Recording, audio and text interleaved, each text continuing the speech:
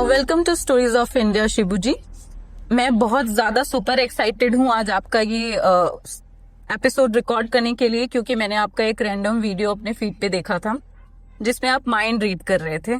और दो रील्स मैंने आपकी देखी है जो काफी ज्यादा वायरल हुई है। एक तो ये कि जो आप माइंड रीड करते हैं, और सेकंड जो आप मैनिफेस्ट कॉल करवाते हैं। ये दो तो मुझे ऐसा लगा कि ये रायपुर में कुछ नया हो रहा है और लोगों को इस चीज को मेरे जरिए मैं और लोगों तक पहुंचाऊं, इसलिए मैंने आपको अपने यहाँ इनवाइट किया। तो थैंक यू सो मच कि आप आए हमारे यहाँ। और मैं आपसे सबसे पहले तो ये जानना चाहती हूँ कि आपको क्या बचपन से ऐसा कुछ था माइंड में कि आपको ऐसा ही कुछ करना है? जी, सबसे पहले तो थैंक यू शिवांगी मैम, क्योंकि आपने मुझे एक प्लेटफॉर्म दिया बोलने के लिए। और मुझे काफ़ी खुशी होगी कि मैं मैजिक के कुछ कॉन्सेप्ट बता पाऊँ और इसके पीछे के राज और कुछ एक्साइटिंग फैक्ट बता पाऊँ। और जैसे कि आपका क्वेश्चन था कि बचपन से मेरा कोई मैजिक के ऊपर इंटरेस्ट था, तो ऐसा तो नहीं था बचपन से। बचपन पे मेरा मैजिक के ऊपर इंटरेस्ट उतना ज़्यादा नहीं था। स्टार्टिंग में मेरे पापा मेरे साथ कार्ड ट्रिक्स किया करते थे। मैं उसके पीछे काफ़ी सीरियस था कि जानने के लिए कि कैसे होता है। फिर धीरे धीरे जब मेरा एज बढ़ा तो मेरे घर के बगल में कुछ बंजारे आए हुए थे। बंजारे मतलब पता है ना, जो अलग अलग जगह पे हम रास्ता भटकते हैं। कुछ बंजारे सपेरे होते हैं, कुछ मैजिशियन होते हैं, कुछ करतब दिखाते हैं, कुछ मदारी होते हैं। तो सबसे पहला मेरा सबसे बड़ा मैजिक वो बंजारे से मैं देखा था। एक बच्चा आया मेरे पास और वो बच्चे ने बोला, एक मिट्टी पकड़ा हाथ पे और बोला फूंक मारो करके। और जैसे उसने फूंक मारी वहां से चिड़िया निकल गया। हाँ, तो उस चीज को लेके काफी मैं ज्यादा शॉक था। और वो क्वेश्चन मेरे दिमाग में, वो मैजिक ट्रिक में तब हुआ जब मैं 10 साल का था। और मैं 20 साल का हो गया, मुझे वो ट्रिक का मतलब आंसर नहीं मिला था। लेकिन जैसे जैसे मैं मैजिक के फील्ड में आगे बढ़ा तब मुझे पता चला, अच्छा मैजिक इस तरह से काम करता है। तो ये मैजिक का मेरा मोटा मोटा जर्नी था। बाकी बीच में मैं स्टार्टिंग में क्रिकेट खेला करता था जब स्कूल की पढ़ाई ख़त्म हुई मेरी। फिर मेरा एक बैकबोन का एक इंजरी आया। उस इंजरी में मुझे डॉक्टर ने बोला था कि आप बेड रेस्ट करेंगे। तो बेड रेस्ट में मुझे करने के लिए कुछ था नहीं। तो मैंने धीरे धीरे मेंटलिज्म की बुक्स पढ़ना स्टार्ट की, साइकोलॉजी की बुक्स पढ़ना स्टार्ट की, और अपना मैजिक का कॉन्सेप्ट को और क्लियर किया और एक मैजिक को अपना एक नया चेहरा दिया। तो ऐसा होता था कि आप जब कभी ऐसा कुछ भी पढ़ते थे या समझते थे या सीखते थे तो घर वालों पे ट्राई करते थे? हाँ, मैं ट्राई करता था, कुछ कुछ ट्राई करता था। लेकिन ज़्यादातर मेरे घर वाले जानते नहीं हैं कि मैं मैजिक भी करता हूँ ठीक से। अच्छा, हाँ, क्यों? मैं बताया नहीं, वो चाहते मैं पढ़ाई करूँ। और उनके बीच भी थोड़ा मिसकंसेप्शन है कि मैजिशियन तो वो होता है ना जो दिखाता है बस। लेकिन ऐसा नहीं है, काफ़ी बड़ा है ये फील्ड, काफ़ी बड़ा है, काफ़ी इंटरेस्टिंग है। तो जब तक मैं कुछ बड़ा नहीं कर लेता तो फिलहाल तो ये राज ही रहे तो बेहतर है। जी, आपकी फैमिली सोशल मीडिया पे नहीं है? सोशल मीडिया पे नहीं है मेरी फैमिली। आपके आसपास के लोग तो होंगे? आसपास के लोग हैं और वो वीडियोस भी सेंड करते हैं। हाँ, पापा मम्मी को। हाँ, देखते हैं। और मेरे पहले एक चीज़ बात बताना चाहता हूँ कि मैं जब भी, जैसे आप पहले स्टार्टिंग में बोले कि मैं आपका 2 रील देखी जो काफ़ी वायरल गया था, काफ़ी सारे उसमें लोग कमेंट करते हैं स्क्रिप्टेड। वो तो अनजान लोग होते हैं ना, मेरे घर वाले बोलते हैं स्क्रिप्टेड है करके। वो लोग को खुद बिलीव नहीं होता कि मैं मैजिक भी करता हूँ। क्योंकि ये चीज ही वैसी है। आप जो भी मैजिक दिखाते हैं या आपने अभी तक जो भी रील्स बनाई हैं इस फील्ड में, ये इसका मीनिंग जो आपने वर्ड यूज किया मेंटलिज्म, ये बेसिकली है क्या? मेंटलिज्म को सबसे इजी लैंग्वेज में अगर आपको समझाना हो और आपकी ऑडियंस को समझाना हो तो मेंटलिज्म एक मैजिक का पार्ट है। समझ जाओ कि मेंटलिज्म एक अम्ब्रेला की तरह, मेंटलिज्म एक अम्ब्रेला की वो एक लास्ट टिप की तरह है। अम्ब्रेला मैजिक है और उसके जो लास्ट टिप में जो 12-13 जैसे निकले होते हैं वो मैजिक के पार्ट्स हैं। जैसे हम डांस सीखते हैं, डांस एक कैटेगरी है ना, उसके अंदर बहुत सारे ब्रेक डांस आते हैं, भरतनाट्यम आते हैं और कुछ क्लासिकल डांस आते हैं। वैसे ही मैजिक का एक पार्ट है मेंटलिज्म। मेंटलिज्म के साथ जगलिंग भी होता है, कार्डिस्ट्री भी होता है, कंजरर भी होता है, इल्यूजनिस्ट भी होता है। ये सब मैजिक के पार्ट हैं। तो मैजिक का ही एक छोटा सा पार्ट है मेंटलिज्म। ओके। आप माइंड रीड करते हैं तो जो, जैसे कि मैं अब तक ये सोचती थी, हमने सुहानी शाह जी का देखा हुआ है ट्रिक, है ना, वो माइंड रीड करती हैं, वो काफी सारे शोज करती हैं, वो जा चुकी हैं काफी सारी जगहों पे और हर कोई शौक होता है। मुझे ऐसा लगता था कि जो माइंड रीड करते हैं, मतलब वो अगर आपके सामने कोई है तो आप ना चाहते हुए भी सामने वाला का माइंड रीड करने लगते हैं, ऐसा कुछ होता है, या फिर कोई आपको स्पेसिफिक लोगों को ही बुलाकर आप उनके माइंड रीड करते हैं? हाँ, ये बात बताने के साथ एक मिसकंसेप्शन भी दूर करना चाहूँगा मैं। जो लोगों के बीच एक छोटा सा मिसकंसेप्शन होता है कि जो मेंटलिस्ट होता है वो सब कुछ पढ़ लेता है। एक्चुअल में ऐसा नहीं होता। मेंटलिज्म एक आर्ट है जो सामने वाले इंसान का दिमाग पढ़ने का इल्यूजन क्रिएट करता है, लेकिन इसमें साइकोलॉजी भी इन्वॉल्वमेंट है, इसका साइकोलॉजी भी इसमें आता है। तो कोल्ड रीडिंग भी होती है उसमें। मतलब कई बार हम सच में भी दिमाग पढ़ते हैं, बॉडी लैंग्वेज का यूज़ करते हुए, साइकोलॉजी का यूज़ करते हुए, और कई बार ये एक महज ट्रिक होता है। हम रिप्रेजेंट ऐसे करते हैं कि ये माइंड रीडिंग है। तो ये सबका कॉम्बिनेशन है। तो आपके क्वेश्चन के ऊपर आता हूँ कि किसी का भी माइंड रीड कर सकते हैं क्या। तो जैसे हम बताया कि ये साइकोलॉजी है, इसके पीछे साइंस है, ये मैजिक ट्रिक है, सबका कॉम्बिनेशन है। तो सबके साथ तो किया जा सकता है, लेकिन उसकी मर्जी के साथ। उसका मर्जी होना चाहिए कि हाँ आप मेरे साथ करो, जबरदस्ती नहीं हो सकता। ओके। तो जब कभी भी आप किसी का माइंड रीड करते हैं तो ये कनेक्शन कैसे बैठता है? मतलब आप उसको एक्सप्लेन कर पाएंगे? मतलब आपको लगता है कि आप ऐसा बता सकते हैं कि आप सामने वाले से बात करते करते आई टू आई कांटेक्ट करके आप पढ़ने की कोशिश करते हैं, या फिर आप फेस देखकर ही समझने की कोशिश करते हैं? मतलब ये कैसा काम करता है? हाँ, इस बात को मैं दो पार्ट में बताना चाहता हूँ। देखो, माइंड रीडिंग जो मेंटलिज्म के अंदर आता है, ज़्यादातर भी माइंड रीडिंग मेंटलिस्ट ही करते हैं। मेंटलिस्ट दो तरह से लोगों का माइंड रीड करते हैं। सबसे पहले तो वो जो उनके पास जो साइकोलॉजी का नॉलेज होता है, जो बॉडी लैंग्वेज का नॉलेज होता है, उसके बिहाफ पे वो कोल्ड रीडिंग करते हैं। कोल्ड रीडिंग ज़्यादातर हमारी पुलिस भी करते हैं। कुछ कुछ अच्छे स्पेशलिस्ट जो होते हैं, जो डिटेक्टिव होते हैं, वो भी कोल्ड रीडिंग का यूज़ करते हैं। इससे हम मोटा मोटा अंदाज़ा लगा सकते हैं कि उस बीच क्या हुआ है। जैसे आपका किसी का झूठ पकड़ना हो, या उसके पीछे उसका क्या मन भावना है ये जानना हो, तो मोटा मोटा पता लगा सकते हैं कोल्ड रीडिंग से। लेकिन आपको एग्जैक्ट कुछ पता करना है कि आपका कोई बचपन का पुराना दोस्त, या फिर आपने एकदम एकदम हिडन चीज जो सिर्फ आपको पता है और आप बताना ही नहीं चाहिए, नहीं चाहते, तो ऐसी चीज जानने के लिए हम मेंटलिज्म का यूज करते हैं, जिसमें मैजिक, स्लाइट ऑफ हैंड और काफी चीज का इन्वॉल्वमेंट होता है। तो इस तरीके से हम दो तरीके से पता लगा सकते हैं। तो जो आप बोले मेंटलिज्म तो एक ट्रिक है महज, तो काफ़ी चीज़ करना पड़ता है, 1-2 मिनट बात करना पड़ता है। लेकिन रही बात कोल्ड रीडिंग की, जो हम देख के पता लगा सकते हैं कि आप झूठ बोल रहे हैं, सच बोल रहे हैं, आपके दिमाग में कौन सी फीलिंग चल रही है, एंगर वाली फीलिंग चल रही है, आप कंफ्यूज हो, एंग्जाइटी है आपके दिमाग में, वो मोटा मोटा अंदाजा लगाया जा सकता है। तो बेसिकली जिन्होंने साइकोलॉजी की पढ़ाई की हुई है वो ये सारी टेक्निक्स बहुत इजीली समझ सकते हैं।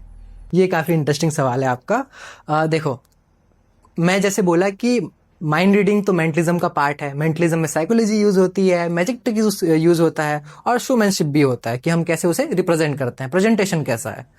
तो फिर लोगों के बीच एक काफ़ी कॉमन क्वेश्चन रहेगा, यार जो साइकोलॉजी में पीएचडी किया है तो उनके लिए तो ईजी हो जाएगा। लेकिन ऐसा नहीं है। साइकोलॉजी यूज होता है, लेकिन उसका महज छोटा सा पार्ट यूज होता है। कुछ कुछ चीजें ही साइकोलॉजिज्म में यूज करते हैं। ज्यादातर हिस्सा आपको मेंटलिज्म सीखने के लिए आपको मैजिक और प्रेजेंटेशन और आपको कुछ कुछ कॉन्सेप्ट जानना काफी जरूरी है। सिर्फ साइकोलॉजी से काम नहीं चलेगा।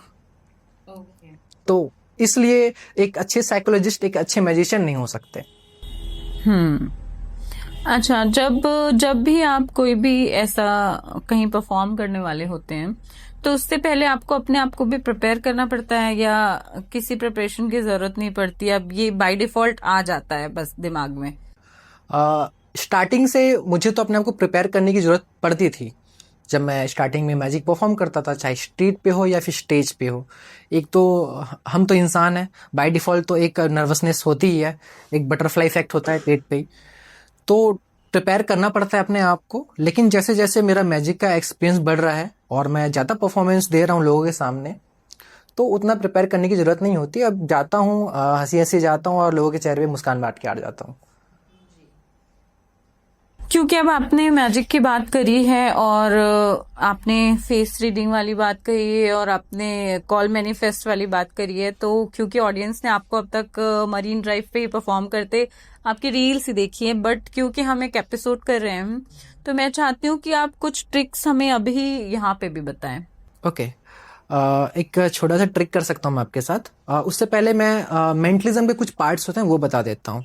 देखो, मेंटलिज्म, माइंड रीडिंग, कुछ उसके अंदर कुछ कुछ पार्ट्स होते हैं। जैसे कि माइंड रीडिंग में एक होता है प्रेडिक्शन, एक होता है थॉट प्लांटिंग। जैसे कि अगर मुझे आपका माइंड रीड करना है तो किस किस बेस पे मैं कर सकता हूँ। एक तो मैं कुछ थॉट जो मुझे पता है वो थॉट आपके दिमाग में प्लांट कर दूंगा किसी भी तरीके से, और उसको मैं बोलूंगा हाँ आप ये सोच रहे हो, आपको लगा कि आप सोच रहे हो, लेकिन वो मैं आपके दिमाग में डाल दिया।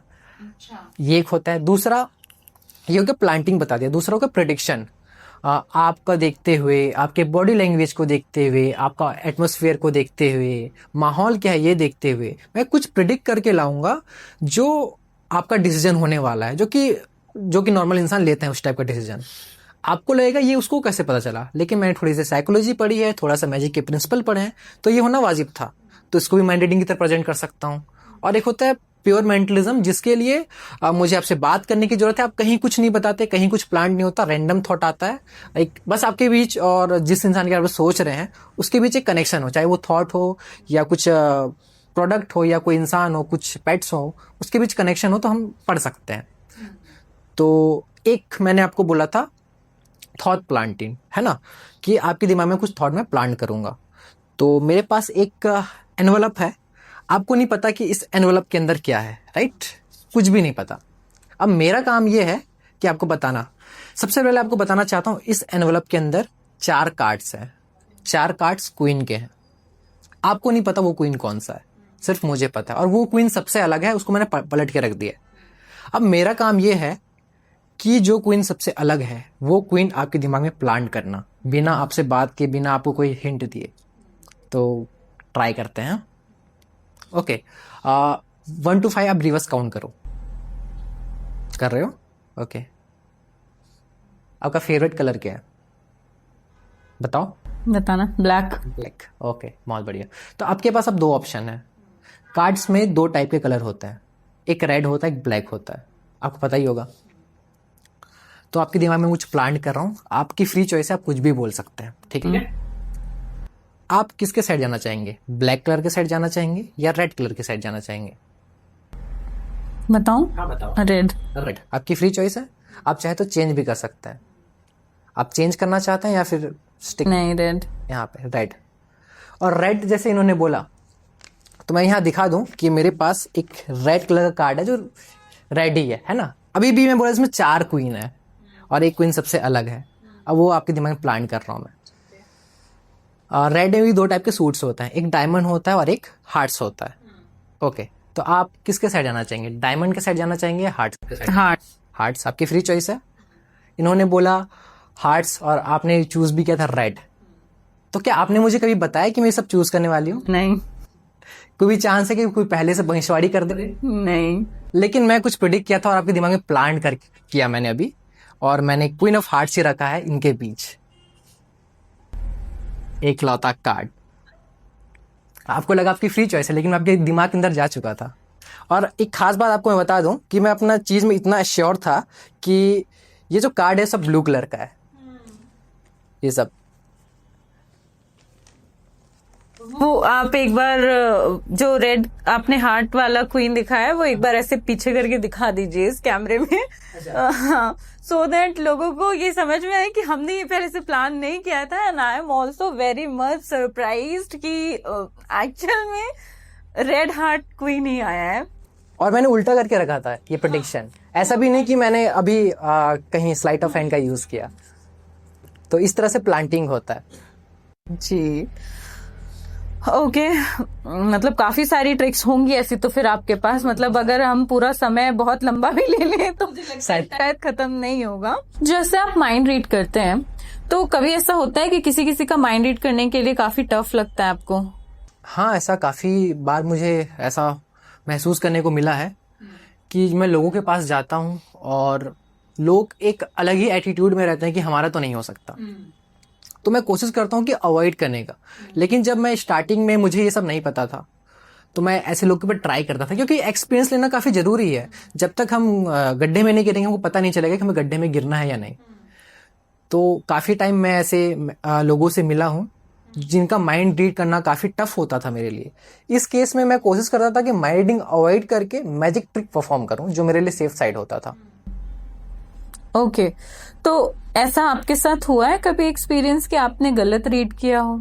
हाँ, जब आपने इनिशियली चालू किया होगा तो ऐसा होता था आपके साथ? हाँ, फेलियर तो काफ़ी देखने को मिलता है, और ये आर्ट में इतना सारा फेलियर है कि लोग इस आर्ट में जाने के लिए भी कतराते हैं कि यार इतना सारा फेलियर मिलेगा और इतने सारे मिसकंसेप्शन हमें देखने को मिलते हैं हमारे आसपास कि लोग क्या कहेंगे। तो काफ़ी फेलियर देखने को मिला था मेरे को स्टार्टिंग के टाइम पे, लेकिन उस सब चीज़ों से मैं कवर अप किया और अपने आप को मोटिवेट करता रहा और कोशिश किया कोई बात नहीं, अभी हुआ है, मैं और बेहतर करूँगा, और धीरे धीरे अपने आर्ट में और परफेक्शन लाता गया। और अभी ऐसा टाइम है कि काफ़ी कम ऐसा होता है कि मैं गलत हूँ, क्योंकि कहते हैं काफ़ी बड़े बड़े लोगों का कहना है कि मैजिशियन कभी गलती नहीं करता, मैजिशियन की गलती में ही उसका मैजिक होता है। जैसा कि हम इस चीज के बारे में बात कर रहे हैं, तो तंत्र विद्या, काला जादू, एस्ट्रोलॉजी, ये बहुत सारी चीजें होती हैं जिसमें मतलब हम सामने वाले को अच्छा भी बहुत कुछ कर सकते हैं और सामने वाले को हम बहुत कुछ बिगाड़ भी सकते हैं। इन सारी चीजों से ऐसा किया जाता है ना कई बार कि एस्ट्रोलॉजर्स भी अगर आपको सही गाइड कर रहे हैं तो आप बहुत अच्छा कर सकते हैं, और अगर उन्होंने कहीं वो एक्सपीरियंस नहीं है, नॉलेजेबल नहीं है, तो वो आपको जो बताएं, कई लोगों की जिंदगी बर्बाद भी हो जाती है इन सब चीजों में, है ना। कई तांत्रिक और तंत्र विद्याओं से चीजें सुधारी भी जाती हैं। कुछ तांत्रिक कुछ ऐसी चीजें भी करते हैं जिनसे चीजें बहुत बिगाड़ दी जाती हैं, और कुछ ऐसे भी करते हैं जिससे वो बिगड़ी हुई चीजों को सुधारते हैं दूसरों की भलाई करने के लिए। तो क्या इसी तरह का आपके में भी कहीं ना कहीं कनेक्शन बैठता है इन सब लोगों के साथ में? नहीं, फिलहाल तो मैं ऐसे लोगों से ज़्यादा इन्वॉल्वमेंट नहीं है मेरा, मैं ऐसे लोगों से यूजली मिलता नहीं हूँ, लेकिन मैं ऐसे लोगों से मिला हूँ, उनसे बात भी किया है।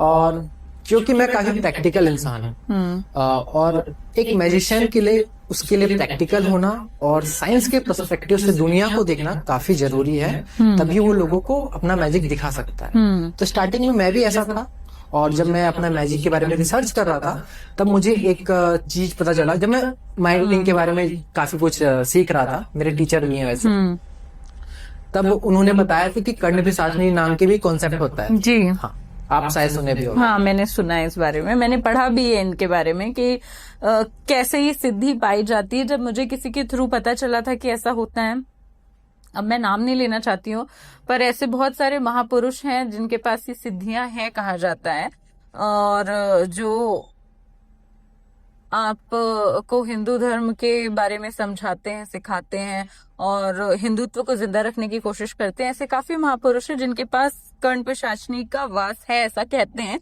पर मैं ये नहीं जानती कि ये कितना सच है या नहीं है।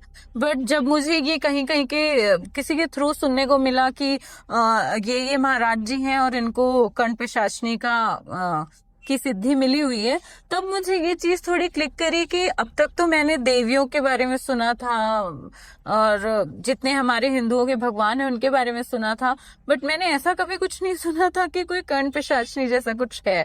फिर मैंने जब गूगल करा इन सब चीजों को लेके, तो मुझे पता चला कि this is a process like a siddhi. जैसे हम जाप मंत्र और ये सारी चीजें करते हैं, फिर उसके थ्रू और काफी सारी चीजें उसमें और भी हैं जो अलग तरीके की होती हैं। और ऐसा कहते हैं कि वो देवी आपसे काफी सारी चीजों का टेस्ट भी लेती हैं। मतलब इजीली नहीं है इस सिद्धि को पाना, बट ऐसे बहुत से लोग भी हैं, नॉट महापुरुष ओनली, ऐसे बहुत सारे लोग भी हैं जिन्होंने इसकी सिद्धि की हुई है और ये सच में है। तो आपको इस चीज के बारे में है एक्सपीरियंस, या आपने कभी ऐसे किसी इंसान से आप मिले हैं जिनको इस चीज की सिद्धि है? मैंने इस बारे में पढ़ा है, मैंने दुर्गा सप्तशती पढ़ा है और अथर्ववेद भी पढ़ा है मैंने। इसी बारे में मैं रिसर्च कर रहा था। जब आप जैसे बोले कि जब आप सुने कि ऐसा भी होता है, आपने गूगल किया, आपने पढ़ा, आपको क्या तुरंत बिलीव हुआ उस चीज में? नहीं, क्योंकि अब तक मैं मिली नहीं हूँ किसी ऐसे इंसान से। लेकिन आप अभी एक ऐसे स्टेज में है जब आप कंफर्म नहीं हो कि ये चीज हो सकता है, लेकिन एक ऐसे स्टेज में भी है साथ ही साथ कि यार होता तो होगा, है ना। तो मेरे मन में ऐसा डाउट था, और क्योंकि मैं काफी प्रैक्टिकल इंसान हूं तो मैं पढ़ना स्टार्ट किया। देखो, आ, इसको मैं साइंस के पर्सपेक्टिव से नहीं देखता, अब मैं थोड़ा सा जो अध्यात्म है उस साइड जाना चाहता हूँ, क्योंकि आपका क्वेश्चन अध्यात्म के विषय में है, जो अध्यात्म में विश्वास रखते हैं। तो कर्ण पिशाचनी का कॉन्सेप्ट कहां से आया? कर्ण पिशाचनी, कर्ण का मतलब होता है कान, पिशाचनी का मतलब होता है, पिशाचनी का मुझे वर्णन सबसे पहले तब सुना था जब आपको याद होगा, माता काली जब एक असुर का वध कर रहे थे, मुझे नाम तो याद नहीं ठीक से, शायद महिषासुर था या फिर मधु कैटभ थे। तो उनका ये था, दुर्गा सप्तशती में पाठ भी होता है, मेरे पापा हर साल दुर्गा सप्तशती का पाठ करते हैं, मैं रोज सुनता हूँ। तो ये होता है कि एक टाइम ऐसा आता है कि माता का सेना और जो असुर का सेना दोनों आपस में लड़ते हैं धर्म युद्ध की तरह। अब जब सबका विनाश हो जाता है तो जो माता काली का रौद्र अवतार है वो तो खून पीते हैं, सभी असुर का वध करते थे और खून का खून पी जाते थे। तो उनके साथ साथ उनकी सेना भी थी, उनकी सेना भी उनका, जैसे उनकी सेना में शेर थे, कुछ जानवर थे, कुछ पिशाचनी थे, जो कर्ण पिशाचनी बोलते हैं ना, वही पिशाचनी थे। तो जब माता वध करते थे असुरों का, वही असुर का पान करते थे पिशाचनी, जो उनकी सेना है। तो इसी से एक मैंने डिटेल से तो नहीं पढ़ा, एक माता छिन्नमस्ता करके एक माता है, उनकी काफी सारी मूर्तियां देखी है मैंने, जहाँ पे वो अपना गला काट देते हैं और वहीं गले से खून निकलते हैं और वो पिशाचनी खाते रहते हैं। तो कर्ण पिशाचनी माता का ही एक सेना है, माता का ही एक निम्न स्वरूप है। और इसे और अच्छे से समझने के लिए हमें समझना पड़ेगा माता क्या है, भगवान क्या है, परमात्मा क्या है। हमें सबसे पहले पड़ेगा जानना पड़ेगा, एक होता है परमात्मा जो शून्य है, जो सबके भगवान है। वो भगवान ना हिंदू के हैं, ना क्रिश्चियन के हैं, ना सिख के हैं, ना मुस्लिम, ना जैन, वो सबके भगवान है, शून्य है वो परमात्मा, वहां से सबकी प्राप्ति हुई है। परमात्मा होते हैं जो सबसे हायर फॉर्म है, एक माता का या फिर एक भगवान का सबसे ऊपर वाला हिस्सा है, ठीक है, सबसे उच्च स्वरूप है भगवान का।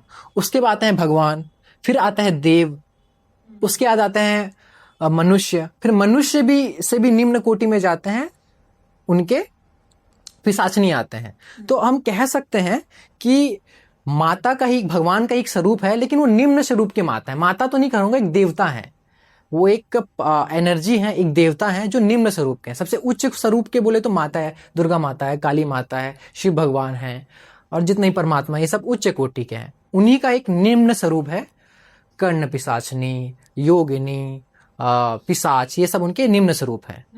तो कुछ लोग क्या करते हैं, हम जैसे कि हमें कुछ चाहिए, हम जाते हैं, मेरा एग्जाम है, मैं चाहता हूं कि मैं एग्जाम अच्छे पास करूं, मैं गया महामाया मंदिर गया या शिव जी का मंदिर गया, बोला माता मुझे, मेरा एग्जाम है, मुझे पास करा दो, मैं प्रार्थना करूंगा। अब मैं चाहता हूं मेरी प्रार्थना जल्दी स्वीकार हो। कहते हैं कुछ पुजारी कहते हैं, बहुत सारे धर्म गुरु कहते हैं कि जो पॉजिटिव एनर्जी की हम पूजा करते हैं, जब हम उनकी पूजा करते हैं, उनसे कामना करते हैं, मैनिफेस्ट करते हैं, तो उनका पावर फ्लो होने में, उनका पावर आने में टाइम लगता है, क्योंकि पॉजिटिव एनर्जी देगा तुमको अच्छा एक एंड ही देगा, लेकिन लेट से मिलता है। लेकिन कुछ लोग कुछ ज्यादा ही जिज्ञासु होते हैं, और जिज्ञासु होने के साथ कुछ गलत रास्ता में जाने की कोशिश करते हैं। मतलब अगर आप पॉजिटिव एनर्जी को पूछते हो, एकदम हायर फॉर्म को पूछते हो, तो उनका एनर्जी, उनका आशीर्वाद आने के लिए टाइम लगेगा। लेकिन आप चाहते हो मुझे जल्दी आशीर्वाद मिले, जल्दी रिजल्ट मिले, तो कुछ लोग गलत तरीके से भी भगवान को पूजना चाहते हैं, और सबसे इजी है उनके निम्न कोटि का पूजा करो। जो उनके निम्न कोटि है भगवान का, पिशाचनी, योगिनी, ये सब आते हैं, तो लोग इनका पूजा करते हैं और इनसे सिद्धि करते हैं। इसको सिद्धि बोलते हैं, तंत्र होते हैं, तंत्र के माध्यम से उनका सिद्धि करते हैं और उनसे वरदान मांगते हैं कि हमें ये सब चाहिए, और उनको बदले में ये सब मिलता है। ये कॉन्सेप्ट है मोटा मोटा, जो नॉर्मल इंसान समझ सकता है।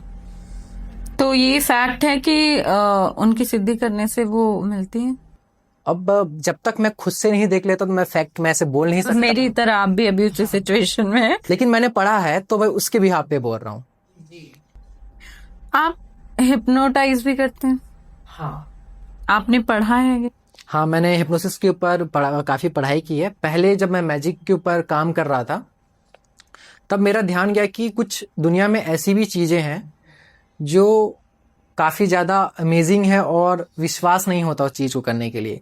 मैंने एक बुक पढ़ा था, the power of subconscious mind. उसके राइटर जोसेफ मर्फी है, काफ़ी पॉपुलर बुक है वो। उसके स्टार्टिंग के 10-12 पेज में ही एक लिखा था कि हमारा 2 माइंड होता है, एक होता है कॉन्शियस माइंड, एक होता है सबकॉन्शियस माइंड।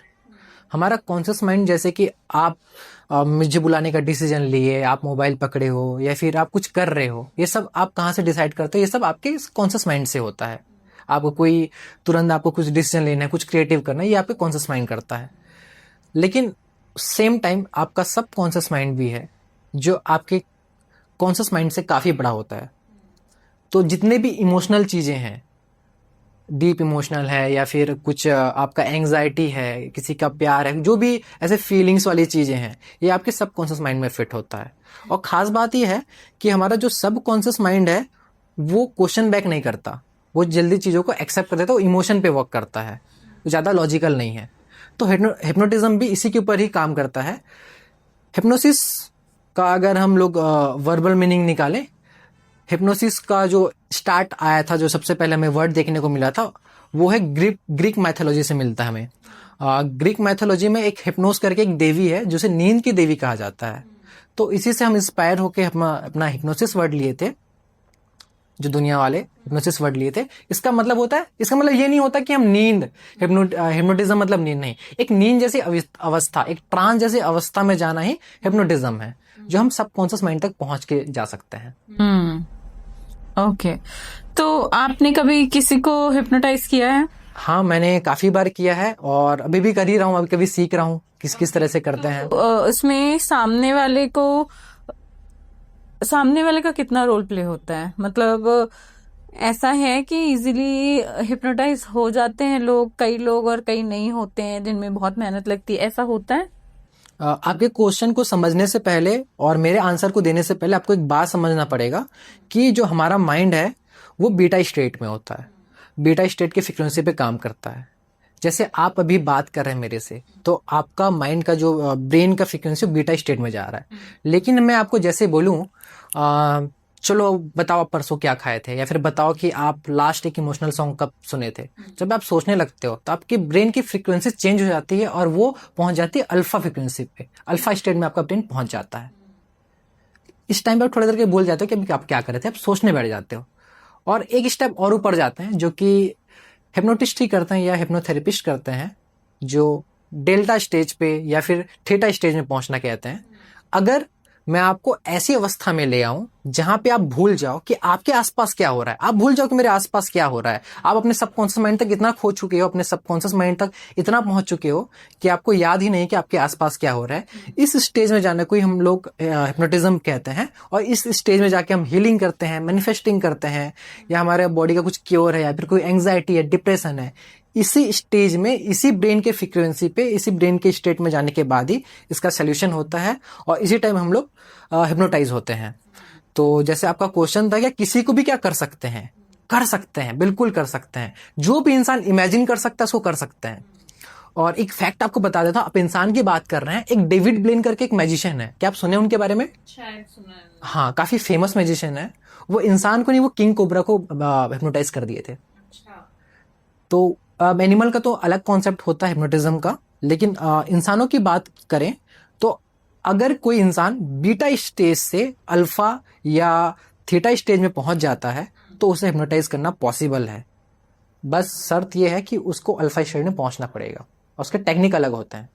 तो जैसे हम किसी को हिप्नोटाइज करते हैं जब, तो ऐसा होता है कि हम लोग मतलब इट इज द प्रोसेस कि हम, फॉर एग्जाम्पल आप अगर मुझे हिप्नोटाइज कर रहे हैं तो this is the method, right? फिर मैंने ऐसे देखा है कि ऐसे चुटकियों में लोग बजाते हैं चुटकी और फिर वो कनेक्शन टूट जाता है। तो क्या ये आपका भी ऐसा होता है कि आप भी चुटकी बजा के कनेक्शन तोड़ते हैं, या कोई दूसरा ट्रिक है आपका? मेरा ही नहीं, इस दुनिया में जितने भी हिप्नोटिस्ट या हिप्नोथेरेपिस्ट हैं, सबका कॉन्सेप्ट ये है। किसी को हिप्नोटाइज करने के लिए सबसे कॉमन कॉन्सेप्ट यूज किया जाता है। सबसे पहले की जाती है इंडक्शन। आपके माइंड को मैं इंडक्शन करूंगा, मतलब ये कॉन्सेप्ट ना है, उसका नाम है, उसका इंडक्शन बोलते हैं। इसमें मैं आपको कुछ सजेशन दूंगा, आप उसे फॉलो करेंगे, उसके बाद अब इसमें और टाइम हो जाएगा। मैं जब आपके धीरे धीरे आपके सबकॉन्शियस माइंड तक पहुंचने लगूंगा तो उसको कहेंगे डीपिंग। और डीपिंग के बाद आता है सजेशन देना या कमांड देना। इस बीच में अगर जैसे कि आपके क्वेश्चन पे आते हैं कि चुटकी बजा के वो एंड कर देते हैं, पहले समझते हैं कि एंड क्यों किए और स्टार्ट क्यों किए। स्टार्ट किए जैसे कि कोई किसी को डिप्रेशन या एंग्जाइटी है, मैं गया, उन्होंने अपना प्रॉब्लम बताया और उन्हें जो प्रॉब्लम था मुझे एक हिप्नोटिक ट्रांस में लाया और उनका सोल्यूशन क्या, उनका दिमाग को रिप्रोग्राम किया। अब सब कुछ काम कंप्लीट हो चुका है, अब मुझे उनका ट्रांस को तोड़ना है। अगर मैं बोलूंगा चलो उड़ जाओ करके, तो उनका ब्रेन मिसबैलेंस हो जाएगा और जो कि उनकी फ्रीक्वेंसी है वो मिसबैलेंस हो जाएंगी। तो ये एक प्रोफेशनल तरीका नहीं है। उनके माइंड को धीरे धीरे धीरे धीरे उनको बीटा स्टेज में लाना होता है। हाँ। जैसा ये मैंने देखा है, मतलब एक सीरियल आता था, शायद आपने देखा होगा कि नहीं, जिसमें वो गेस्ट बुलाते थे और डॉक्टर होते थे उनके साथ। जो होस्ट थे वो आपके राजीव जी थे और उसमें फिर वो मुझे सरनेम उनका याद नहीं है, वो उनको पास्ट लाइफ में लेके जाते थे। हाँ, मैंने सुना है। हाँ, ये एक सीरियल आया था। फिर वो पास्ट लाइफ में वो मतलब वो उनके गेस्ट लेटते ही थे ऐसे बेड पे, और वो फिर उनको पास्ट लाइफ में स्लोली ले जाया करते थे और फिर वो उसके बारे में डिस्कस करके फिर उनसे पूछा करते थे कई सवाल कि तुम्हारा इसके साथ कैसा रिश्ता था, या तुम्हारी डेथ कैसे हुई थी, या तुम किस चीज को लेके ज्यादा परेशान थे। ऐसे बहुत सारे क्वेश्चंस हुआ करते थे उनके। फिर उसके बाद वो धीरे धीरे उनको उस प्रोसेस से वापस पास्ट लाइफ से करंट लाइफ में लेके आते थे स्लोली। तो आपका भी प्रोसेस वैसा ही रहता है, राइट? कि आप भी हिप्नोटाइज करके फिर उनको नॉर्मल लेकर आते हैं।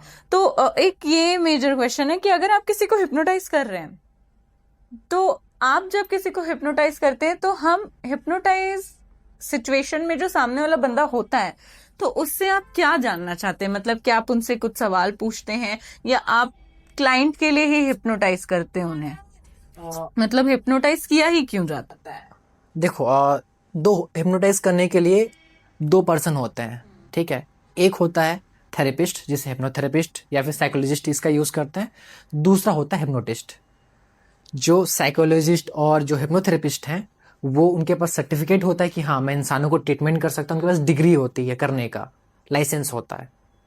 और मैं हूँ हिप्नोटिस्ट, मुझे इसका प्रॉपर नॉलेज है और सब कुछ मैंने प्रैक्टिकली सब कुछ कर रखा है, मैंने पढ़ा है, मेरे पास भी सर्टिफिकेट है।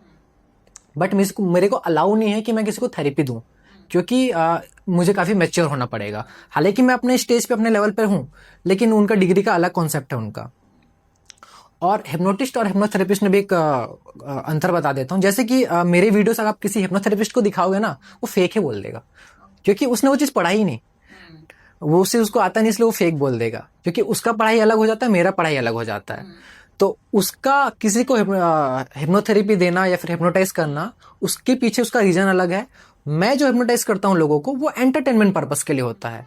लेकिन कई बार मेरे पास ऐसे लोग आते हैं जो बोलते हैं मेरे को हीलिंग चाहिए, मैनिफेस्टिंग मुझे करना है, तो उनको मैं साइंटिफिक तरीके से उनको टिप्स देता हूँ, उनको सब्जेक्ट देता हूँ पढ़ने के लिए, और वो चीज अप्लाई करके लोग ठीक हो जाते हैं।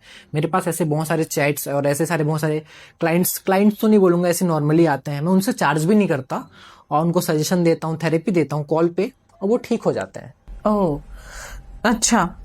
जैसे मेरा ये इस क्वेश्चन को पूछने के पीछे का लॉजिक ये था कि अगर मैं आपके पास आई हूँ और मैं आपसे आकर ये बोल रही हूँ कि आप मुझे हिप्नोटाइज कीजिए, तो आपका बेसिक तो यही रहेगा ना कि मैम आपको हिप्नोटाइज होना क्यों है, आप क्या चाहते हैं? मतलब तो एक तो ये कि लोग आपसे आकर अपनी चीजें बताते हैं कि मुझे हिप्नोटाइज करके ये चीज जाननी है, या मैं चाहती हूँ कि इस चीज के बारे में हम बात करें, उस जोन में जाएं कि मैं अपने अंदर कनेक्ट हो पाऊं अपने आप से, राइट? यही रीजन होता है जो लोगों का होता है आपके पास आने का। और हिप्नोटाइज का दूसरा क्या पर्पस होता है? एक वो होता है जैसा कि हम छत्तीसगढ़ में बहुत सुनते हैं, वशीकरण। हम मोहिनी खिला दिया है ना, वशीकरण में है। तो कुछ इस टाइप का भी होता है कि जैसे आपने किसी को हिप्नोटाइज किया तो आप सामने वाले से जो चाहे वो पूछ सकते हैं और वो बताता जाएगा सब कुछ, मतलब मिस यूज हो सकता है इस चीज का? मिस यूज तो नहीं हो सकता, क्योंकि देखो हम इंसान क्या है, हमारा कॉन्शियस माइंड सब कुछ देखता है, वो लॉजिकल है ना। लेकिन इंसान बाय डिफॉल्ट जो ह्यूमन बीइंग है, वो बाय डिफॉल्ट वो होता है कि वो इमोशनल थॉट प्रोसेस से गुजरना ज़्यादा पसंद करता है, लॉजिकल बाद में होता है। इसका एक एग्जांपल देता हूँ, जैसे कि किसी का ब्रेकअप हुआ, उसकी गर्लफ्रेंड या फिर उसकी बेस्ट फ्रेंड उसको छोड़ के चली गई। उसका लॉजिकल माइंड तो बोलता है भाई वो अब नहीं रही तेरी, वो तो जा चुकी है। लेकिन फिर भी उसके पीछे क्यों पागल होता है, क्यों चाहता है कि आ जाए? क्योंकि वो इंसान by default emotional thought process से गुजरना पसंद करता है। तो हमारा सबकॉन्शियस माइंड भी इमोशनल होता है, इसलिए इंसान जो है इमोशनल होता है, राइट। लेकिन अगर आप किसी को हिप्नोटाइज कर रहे हो और आप उसे हिप्नोटाइज करके उसको एक ट्रांस लाइक स्टेट में ले आए, तो वो एक लेवल तक ही उसका बात को फॉलो करेगा, वो अपना मॉरल्स को भूलेगा नहीं कि हाँ उसका लिमिटेशन उसको पता है। अगर मैं बोल दूं कि अब चल अपना कोई सीक्रेट बता, अपना एटीएम पिन पासवर्ड बता, वो नहीं बताएगा, उसके मॉरल्स के अगेंस्ट है, वो एक लेवल तक होता है। हाँ, आपको मैं एक चिकन की तरह डांस करवा सकता हूँ, आपके माउथ को मैं इरेज कर सकता हूँ। क्योंकि आप ये बात बोल रहे हैं तो मुझे याद आ रहा है, आर माधवन जी की एक मूवी आई थी शैतान, उसमें सेम चीजें हुई हैं। आपने वो मूवी देखी है? मैंने देखी। तो आपको क्या लगता है कि वो किस बेस पे बनाया गया है? क्या वो जो लड़की थी उसमें जिसको उन्होंने बिस्किट में कुछ मिला कर दे दिया था जिसके कारण वो मतलब लाइक काइंड ऑफ वशीकरण जैसा था, या फिर वो यही हिप्नोटिज्म ही था कि उन्होंने उसका दिमाग अपने कब्जे में कर लिया और फिर वो जो उससे बोलते तो वो अपने भाई को मार रही है, अपनी मदर को मार रही है, अपने फादर को मार रही है? तो क्या ऐसा एक्चुअल में होता है? तो इस चीज को समझने से पहले आपको बताऊंगा मैं, जिससे आप अच्छे से इस चीज को क्लियर कर सकते हैं और ऑडियंस भी समझ सकते हैं। लोगों के बीच हिप्नोटिज्म या हिप्नोसिस को लेके सबसे बड़ा मिसकंसेप्शन है कि सम्मोहन, हिप्नोटिज्म, वशीकरण सब एक है, लेकिन एक्चुअल में तीनों अलग अलग चीज है। हिप्नोसिस अलग जगह से आया है, सम्मोहन अलग, जैसे सम्मोहन आया है हमारे हिंदू ग्रंथ से। हमारे विष्णु भगवान के 10 अवतार के बारे में तो आप जानते होंगे, उनमें से एक अवतार है मोहिनी अवतार। मोह नहीं अवतार, उनका पावर क्या था? मन को मोह लेना। सम्मोहन इसी से आया है। सम्मोहन यानी मन को मोह लेना, आपको मोह लेना मन को। और वशीकरण अलग चीज है। वशीकरण तांत्रिक लैंग्वेज से है, किसी को मतलब साथ में बांध लेना, वश में कर लेना, साथ में बांध लेना। तो वशीकरण का कॉन्सेप्ट अलग है, वो तांत्रिक वाले सब्जेक्ट में चला जाता है। सम्मोहन का कॉन्सेप्ट अलग है और हिप्नोटिज्म का कॉन्सेप्ट अलग है। और जो आप बोले कि बिस्किट खिला के कर देना, कुछ लोग करते हैं। तंत्र का कॉन्सेप्ट ये है कि आप किसी के ऊपर भी रैंडम तंत्र नहीं कर सकते। अगर ऐसा तो फिर नरेंद्र मोदी के ऊपर तंत्र कर देते। हाँ, ब्लैक जो कांग्रेस है या फिर जो भी है, उनके जो हेटर्स हैं, चाहे वो यूक्रेन में हो, पाकिस्तान के हो, पाकिस्तान के बड़े बड़े कमांडर्स कर लेते 5-6 करोड़ और कमांडर को ही मार देते। कमांडर मतलब मरा, मतलब सारा तो उनका थॉट मर गया। ऐसा वर्क नहीं करता। हिप्नोटिज्म हो गया, सॉरी वशीकरण हो गया, ब्लैक मैजिक हो गया, कुछ भी हो गया जो हमें नहीं पता, जो साइंस को भी नहीं पता, ये चीज करने के लिए हमें कुछ ऐसा इंसान, जैसे कि मुझे आपको नरेंद्र मोदी जी हो गए, हमारे प्राइम मिनिस्टर हो गए, या फिर आपका एग्जांपल लेता, मुझे आपके ऊपर ब्लैक मैजिक करना है, आपको वशीकरण करना है, तो मैं रैंडमली तंत्र करके मैं शिवांगी के ऊपर ये हो जाए, नहीं हो सकता। बिस्किट खिला दो, ये नहीं हो सकता। सबसे पहले मुझे आपका कुछ लेना पड़ेगा या आपके अंदर मुझे कुछ डालना पड़ेगा। अगर मैं आपका, जैसे कुछ डीएनए सैंपल चाहिए मेरे को, चाहे आपका बाल हो गया, आपका सलाइवा हो गया, आपका यूरिन हो गया, आपका पैर के नीचे का मिट्टू का बालू हो गया, आपके पैर के नीचे का मिट्टी हो गया, मुझे कुछ चाहिए, आपके कपड़े हो गए, आपके प्राइवेट चीज हो गए, जैसे कपड़े हो गए, ये सब हो गए। हाँ, पहले के जमाने में इतनी कोई भी चीज हाँ, देने से मना करते हैं। और बाल भी कहीं भी नहीं फेंकने से राइट थे। राइट, यही चीज है। और जब जो वशीकरण बोले, जो शैतान मूवी में आर माधवन ने किया था, बिस्किट खिला देना, राइट, उस बिस्किट में कुछ ऐसा चीज होता है जो उसके पेट के अंदर जाता है और वो एक ट्रांसमीटर की तरह काम करता है। जैसे होता है ना एक वायरलेस माइक, समझ जाओ, ट्रांसमीटर और रिसीवर की तरह काम कर रहा है। एक तरह से तंत्र हो रहा है और एक तरह से रिसीव हो रहा है। अगर आपके अंदर ट्रांसमीटर या फिर रिसीवर नहीं है तो आपके ऊपर ब्लैक मैजिक वर्क नहीं करेगा। या तो मुझे आपका बाल, आपका डीएनए सैंपल चाहिए, या फिर मुझे आपको कुछ खिलाना पड़ेगा जो आपके पेट के अंदर हो, जिसपे वो ब्लैक एंटिटी, ब्लैक मैजिक या फिर जो नेगेटिव एनर्जी है आपके ऊपर अफेक्ट करे। तो ये कॉन्सेप्ट है जी। क्योंकि ये टॉपिक्स जो हम आपसे डिस्कस कर रहे हैं सारे, ये काफी बड़े और गहरे टॉपिक्स हैं। मुझे ऐसा लगता है कि इनके लिए मेरे पास शायद बहुत समय अगर मैं ले लूं तो भी शायद ये सारी चीजें कवर नहीं हो पाएंगी। मैं भी जितना बोलूं उतना कम है, क्योंकि मैं भी वही चीज बोल रहा हूँ जो मैंने देखा है, लेकिन इस दुनिया में ऐसी भी चीज है जो मुझे भी नहीं पता, बहुत रेयर लोग को पता है। तो जितना इस विषय में जाएंगे उतना ही गहरा होते जाएगा और हमारे सोच से परे होते जाएगा।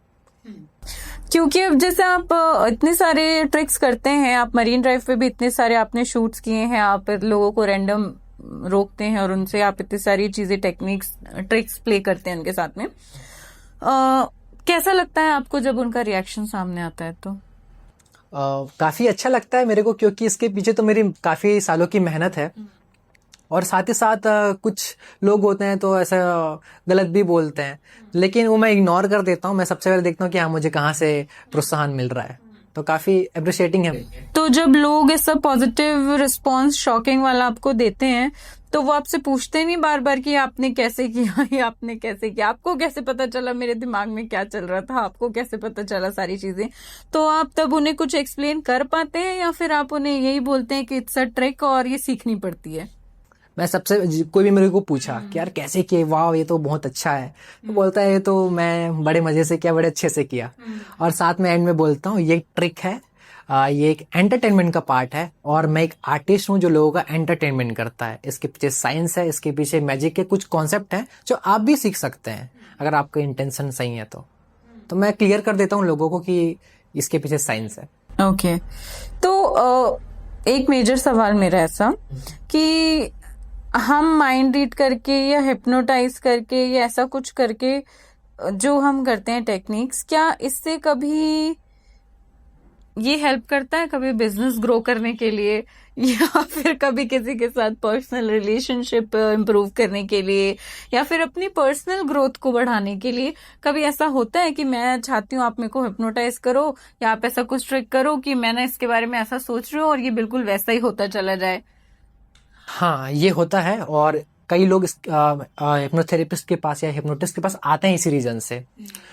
इस रीजन को ठीक से एक्सप्लेन करने के लिए आपको एक ह्यूमन नेचर के बारे में एक ह्यूमन नेचर का टर्म समझना पड़ेगा। एक टर्म ये है कि बोलते हैं ना मेरा साढ़े साथी चल रहा है, मेरे साथ तो काफी बुरा हो रहा है। तो हम इंसानों के साथ एक प्रॉब्लम है कि अगर हम सोचें कि हमारे साथ गलत हो रहा है तो हर छोटी छोटी चीज हमको गलत ही लगने लगेगी। लेकिन हम एक पॉजिटिव एनर्जी लाएं, नहीं यार कुछ चीजें गलत हो रही है लेकिन मैक्सिमम चीज सही हो रही है, जो होगा अच्छे के लिए होता है और मेरे साथ सही हो रहा है, तो आप तुरंत देखने लगेंगे कि मेरे साथ अब सब अच्छा होने लग रहा है। जैसे कि अगर मैं आपको अगर आप काफी नेगेटिव फील कर रहे हैं राइट, तो बहुत ज्यादा चांस है कि आपके साथ और नेगेटिव चीजें होंगे। इसलिए लोग मंदिर में जाते हैं और प्लेसिबो इफेक्ट पाते हैं। तो हिप्नोथेरेपिस्ट, हिप्नोटिस्ट और साइकोलॉजिस्ट इस बात को समझ चुके हैं, और जो भी उनके पास पेशेंट या फिर कोई भी सब्जेक्ट आता है कि हमें ये ट्रीटमेंट चाहिए, तो हिप्नोटिज्म के माध्यम से या हिप्नोसिस करके उनको उनके माइंड, सबकॉन्शियस माइंड तक जाते हैं और उनके माइंड को रीप्रोग्राम करते हैं और उनके रीप्रोग्राम में कुछ ऐसे सजेशन फिट करते हैं जिसके एंड होने के बाद वो काफी पॉजिटिव फील करते हैं और काफी वो ग्रेटफुल फील करते हैं, सबकॉन्शियसली फील करते हैं और देखते हैं कि सडन सब कुछ अच्छा होने लगा है। तो पेशेंट जो पे कर रहा है हिप्नोटिस्ट को या हिप्नोथेरेपिस्ट को, तो वो तो सोचेगा कि यार हिप्नोथेरेपिस्ट का कमाल है, वो उसको कुछ ना कुछ कर दिया मैजिक। या लोग बाबा के पास भी जाते हैं तो सेम कॉन्सेप्ट होता है, लेकिन एक्चुअल में साइकोलॉजी है प्रॉपर और थोड़ा सा साइंस। साइकोलॉजी क्या है, हम इंसान अगर सही सोचते रहेगा, पॉजिटिव सोचते रहेगा तो पॉजिटिव होगा। और साइंस क्या है कि हम गए और साइंस के माध्यम से हम उसको पॉजिटिव कर दिए। सबके बस की बात नहीं होती ये, इसलिए लोग पे करते हैं इस चीज का। तो साइंस है इसके पीछे और कुछ नहीं, और काफी अच्छी बात है, ये आप खुद भी कर सकते हैं अगर सीख गए तो। सीखना पड़ेगा मुझे ऐसा लग रहा है। ओके तो क्योंकि मैंने आपसे पहले भी कहा कि आपका ये टॉपिक बहुत बड़ा है और हम इसे कितना भी कवर करेंगे तो मुझे ऐसा लगता है हम 2-4 घंटे का एपिसोड बना सकते हैं, जो कि हमारे लिए पॉसिबल नहीं है क्योंकि हमारी आजकल की ऑडियंस ऐसी हो गई है कि वो इतनी बड़ी चीजें देखना नहीं, बोर हो जाती है जल्दी। तो हम अपने हर एपिसोड को उतना शॉर्ट बनाने की कोशिश करते हैं कि जिसमें हम जल्दी ज्यादा से ज्यादा इन्फॉर्मेशन उन्हें दे पाएं और उन्हें बोर भी ना लगे। तो मैं आपसे फिर से इस चीज के लिए कभी ऑन द स्पॉट आपको फिर से कवर करूंगी। और अब मैं आपसे ये चाहती हूँ कि आप हमें कुछ जो ट्रिक अपनी लास्टली बताना चाहते हैं या करना चाहते हैं तो हम एक कोई ट्रिक कर लेते हैं, उसके साथ साथ हम इस एपिसोड को फिर यहीं खत्म करेंगे और फिर आपसे कभी आपके लाइव प्लेटफॉर्म पे फिर कभी मिलेंगे जिस दिन फिर हम आपको कवर कर पाए। तो आप अभी फिर क्या करके बताएंगे? ओके, जैसे कि मैंने आपको स्टार्टिंग में कहा था कि प्लांटिंग होती है और एक होता है प्रिडिक्शन। तो माइंड रीडिंग तो खैर आप देख चुके हैं कि माइंड रीडिंग मैं कैसे करता हूँ, आपने प्लांटिंग भी देख लिया, अब बारी आती है प्रिडिक्शन की। मैंने कुछ प्रिडिक्शन किया है और मैं चाहता हूँ कि इस प्रिडिक्शन में आप किसी और को भी साथ लें। तो आपके पास कोई है जिनको अभी भी कॉल कर सकते हो? मैं मेरी सिस्टर शिवानी तोमर को उनको कॉल करती हूँ। उससे पहले मैं बता दूं, मेरे नोट्स ऐप में 50 ट्रेंडिंग सेलिब्रिटीज के नाम हैं, ठीक है, और वैसे मैंने नंबर दिए, किसी को नहीं पता। मैं चाहता हूँ पहले उनको कॉल करो। Hello hello hello, hello hello. आ रही है आवाज? हाँ, मुझे आ रही है। हाँ, तो हम ना अभी एक आज के हमारे जो गेस्ट हैं ये मेंटलिज्म पे बेस्ड टेक्निक्स करते हैं। तो आज अभी हमें कुछ ट्रिक करके बताने वाले हैं। तो उसमें इनको कोई ऐसा पर्सन चाहिए था जिससे मैं फोन पे बात कर पाऊं। तो एक बार इस ट्रिक को करने के लिए ना हमें तुम्हारी जरूरत पड़ेगी। तो ये अगर कुछ पूछते हैं या बताते हैं तो वो प्लीज सुन के समझ के जवाब देना। ओके, इनका रियल नेम क्या है? शिवानी। शिवानी। शिवानी, मैं चाहता हूँ आप कोई भी एक रैंडम नंबर के बारे में सोचो।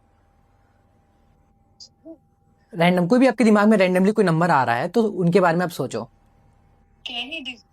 हाँ, कोई भी आप सोच रहे हैं, ठीक है। अब मैं चाहता हूँ आप कोई भी एक कलर के बारे में सोचो जो मुझे बता सकते हो। कोई भी एक कलर आप बता सकते हो। हाँ, बताओ बताओ। रेड। ओके, अब आपको मुंह से बोलना है 5 तक, आपको रिवर्स काउंट करना है, 5 to 1 तक रिवर्स काउंट करना है। 5 4। 5 4 3 2 ओके, अब शिवानी मैं आपके दिमाग में एंटर करने वाला हूँ, ठीक है। आपको 1 से 20 के बीच में कोई भी एक रैंडम नंबर बताना है। 1 से 20 के बीच में जो भी रैंडमली आपके दिमाग में, आपको ज्यादा सोचना नहीं है, कोई लॉजिक नहीं लगाना, जो पहला थॉट आए बता सकते हो। 1 से 20 के बीच में। 13, राइट, ये आपकी फ्री चॉइस है। अब एंड कर सकते हैं अपन कॉल को। It's a long process. नहीं, मैं कुछ यहाँ पे नोट्स यहाँ पे रखा हूँ मैं। कि इनको भी होल्ड पे रखें? देख सकते हैं, आपको जैसा सही लगे। जैसे अब मैं यहाँ पास मेरा कॉन्टेक्ट नोट्स का लिस्ट है। ब्राइटनेस मैं बढ़ा देता हूँ, है ना।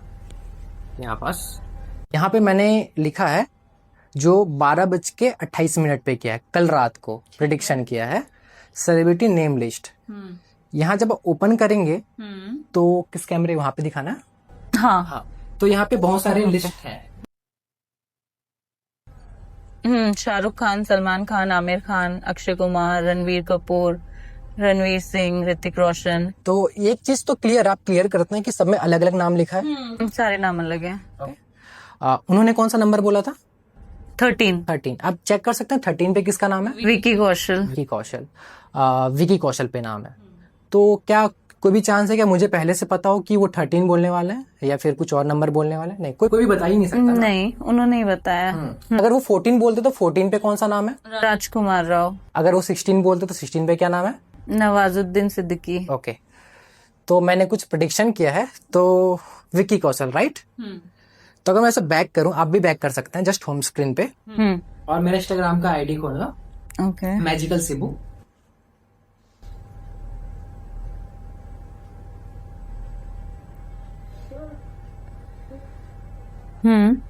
आप स्टोरी चेक करना, मैं वहां कुछ प्रेडिक्ट किया हूं।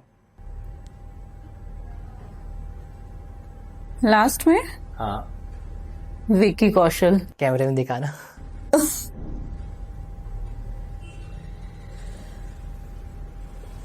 It's really Vicky Kaushal. आप भी इसे मैं हाईलाइट में डाल दूंगा, आप भी देख सकते हैं जो मैंने पहले प्रेडिक्ट करके रखा था कि इस सेलिब्रिटी पे उनका नाम रुकने वाला है। ओके, तो शिवानी, तुमने जो नंबर 13 सेलेक्ट किया था उसका प्रिडिक्शन, आगे का प्रोसेस इन्होंने जो हमें बताया प्रिडिक्ट करके अपने टेक्निक के थ्रू वो नाम जो इन्होंने बताया वो एक्चुअली इन्होंने कल रात को ही प्रेडिक्ट कर दिया था तुम्हारे नंबर के बेस पे।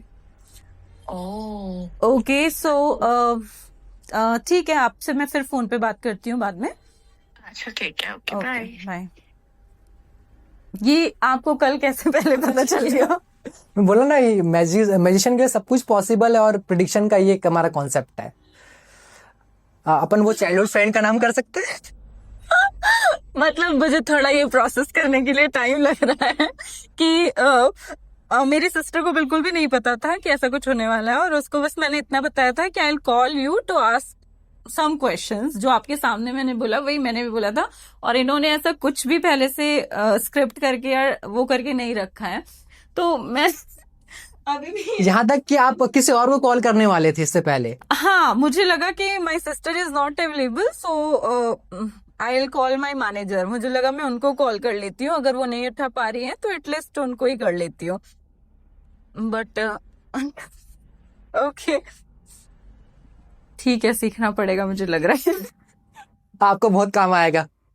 लग रहा है मुझे भी। ओके हाँ, मैं कुछ ऐसा करूंगी कि मेरी ऑडियंस ऐसा वो हो जाए, हिप्नोटाइज हो जाए मुझसे, और मेरे फॉलोअर्स बढ़े, मेरे व्यूज बढ़ते जाए, और मैं भी फिर जाके किसी दिन मेटा के ऑफिस में दिखूं, आप लोगों को यूट्यूब के ऑफिस में दिखूं। ओके तो ठीक है, आप जो दूसरी ट्रिक बोल रहे थे वो कर लेते हैं। हाँ, इससे पहले पॉडकास्ट स्टार्ट होने से पहले मैं आपके साथ 2 मिनट बैठा था और मैं आपसे कुछ क्वेश्चन किया था जी। कि आप अपने चाइल्डहुड फ्रेंड के बारे में सोचो या फ्रेंड केयर में सोचो, कुछ कनेक्शन बैठाओ। मैं लिटरली अभी तक वो विकी कौशल वाले से ही बाहर नहीं आ पा रही हूँ। बोला कि एक चीज आए ना दूसरा ट्रॉमा मिलने वाला है। हाँ वही, ठीक है। तो पहले तो चीज क्लियर कर लें, क्या हमारे बीच कुछ भी स्क्रिप्टिंग हुई है? नहीं नहीं क्या आपने मुझे बताया कि आप किस बारे में सोच रहे हैं? नहीं आपने किसी को भी बताया? नहीं। ओके, तो वो थॉट सिर्फ आपके दिमाग तक ही है, राइट? ओके, मैं यहाँ पे कुछ प्रिडिक्शन कर रहा हूँ। पहले मैं इसे निकाल देता हूँ वरना रिफ्लेक्ट करेगा। ओके, मैं यहाँ पे कुछ लिख रहा हूँ। तो आप अपने उस टाइम चाइल्डहुड फ्रेंड केयर में सोच रहे थे, जिससे भी यूजुअली बात होता नहीं है। तो जाहिर सी बात है वो आपके सबकॉन्शियस माइंड में होंगे, कॉन्शियस माइंड पे नहीं। तो ठीक है, तो मैं चाहता हूँ आप उनका पूरा नाम सोचो। उनके फर्स्ट अल्फाबेट पूरा फोकस करो। आप पूरा नाम सोचो। क्या आप सरनेम भी सोच रहे हैं? ठीक है ठीक है, नेम पे फोकस करते हैं। उनके फर्स्ट अल्फाबेट पे फोकस करो। 3 बार दोहराओ नाम। अब एक ब्लैक बोर्ड पे उनका फर्स्ट अल्फाबेट इमेजिन करो लिखा हुआ, आप देखते हो, और 3 बार मन में फिर से बोलो आर। हाँ वेट, उनका फर्स्ट अल्फाबेट। ठीक है, अब पूरा नाम सोचो, सरनेम सोचो। Okay,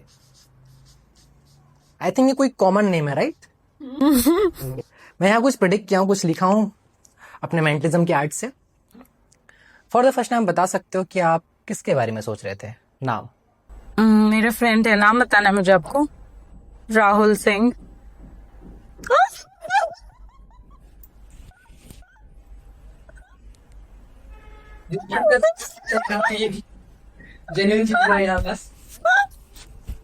Oh my God! मतलब सीरियसली ये ट्रिक मुझे सिखा दो, मैं सीखना चाहती हूँ, सच में सीखना चाहती हूँ। मुझे भी रीड करना है लोगों का माइंड। थोड़ा मैनिपुलेट करना है कि लोग सब्सक्राइब और फॉलो करें। नहीं, फॉलो करने वाली बात तो मेरी मजाक थी, वो तो लोगों का प्यार है जो मुझे मिल रहा है, और मुझे बहुत पॉजिटिव कमेंट्स आते हैं, बहुत पॉजिटिव लोगों के रिवर्ट्स आते हैं। लोग जब भी यहाँ से, जो भी आज तक का हमारा गेस्ट, अब तक में हमने 45+ एपिसोड्स किए हुए हैं, उतने में हमारे गेस्ट रहे हुए हैं। तो अब मुझे ऐसा लगता है कि लोगों से जो भी हम एक फीडबैक वीडियो लेते हैं टेस्टिमनी लास्ट में, वो हमेशा ही बहुत पॉजिटिव रहती है, और सबका एक ही कॉमन 2 लाइंस कॉमन उनमें रहती हैं, जो मैं आपके, ये मेरी ट्रिक है आपके साथ, वो मैं आपका टेस्टिमनी सुनने के बाद बताऊंगी कि वो कॉमन आपके भी साथ हुआ कि नहीं, ठीक है? तो क्योंकि इतने सारे ट्रिक्स आज के लिए हो गए हैं और मुझे इतना हैपनिंग लग रहा है ना आज, मुझे ऐसा लग रहा है कि मैं ये एपिसोड बिल्कुल एंड ही ना करूं और न जाने में और कितनी सारी ट्रिक्स देखूं और आपको भी दिखाऊं, बट उतना समय हमारे पास है नहीं। तो शिबू जी, आपके साथ आज टाइम स्पेंड करके, आपका एपिसोड रिकॉर्ड करके मुझे तो बहुत एक्सपीरियंस इतना एक्सट्रीम अच्छा हुआ है ना कि मतलब मुझे ऐसा लग रहा है कि मैं किसी भ्रम वाली दुनिया में हूँ शायद, जहाँ ऐसा कुछ हो रहा है। शिफ्ट के जाना पड़ेगा। जी, ये आपको इनकी प्रोफाइल हम अपने एपिसोड में इनको टैग करेंगे, ये कोलैबोरेशन में जाएंगे हमारे साथ। ये मोस्टली मरीन ड्राइव में पाए जाते हैं कई बार शाम को, तो आप इनसे वहां मिल सकते हैं। And he is very open and very frank to talk. तो आपको अगर इनसे कभी भी कांटेक्ट करना है, इनके प्रोफाइल में इनका कांटेक्ट नंबर भी है, इनकी मेल आईडी है और मैसेजेस भी इनके ओपन है, आप इनसे कांटेक्ट कर सकते हैं। ये आपसे कनेक्ट करेंगे और आपको, जैसा कि उन्होंने बोला कि अभी तक वो चार्ज नहीं करते हैं, तो जब तक वो चार्ज नहीं करते हैं आप फायदा उठा सकते हैं, आप उनसे कनेक्ट कर सकते हैं। और अगर किसी को भी ऐसा लगता है कि उन्हें भी मेरी तरह ये टेक्निक सीखनी है, तो वो इनसे कांटेक्ट करके ये टेक्निक सीख सकते हैं। वो क्लासेस देते हैं, वो मिलकर भी आपको सिखा देंगे, वो फोन पे भी चीजें आपसे कंसल्ट करके बहुत सारी चीजों को सॉल्यूशन निकाल देते हैं। So thank you so much Shibu, आपने अपना टाइम निकाला और इतना सब कुछ आज किया। ये one of the best and one of the memorable episode है मेरा आज तक का।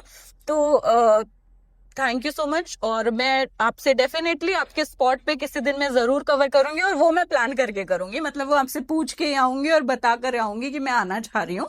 तो मैं फिर से आपका कोई ना कोई एक स्टोरी फिर से मैं इनका आपके सामने फिर से लेके आऊंगी। So thank you so much. And मेरी तरफ से, मेरी टीम की तरफ से आपको बहुत सारी गुड विशेस, गुड लक्स कि आप बहुत आगे ग्रोथ करें, बहुत आगे जाएं।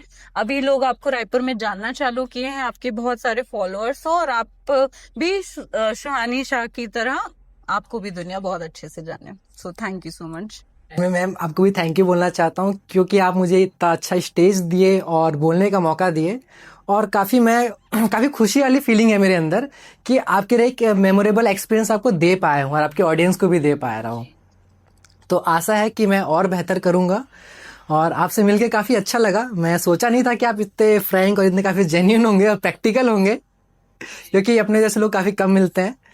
तो ये मेरे आपके लिए ही नहीं, मेरे लिए भी काफ़ी मेमोरेबल दिन था। आशा है दोबारा हम मिलेंगे एक नए मैजिक के साथ। जी ठीक है, थैंक यू। Thank you.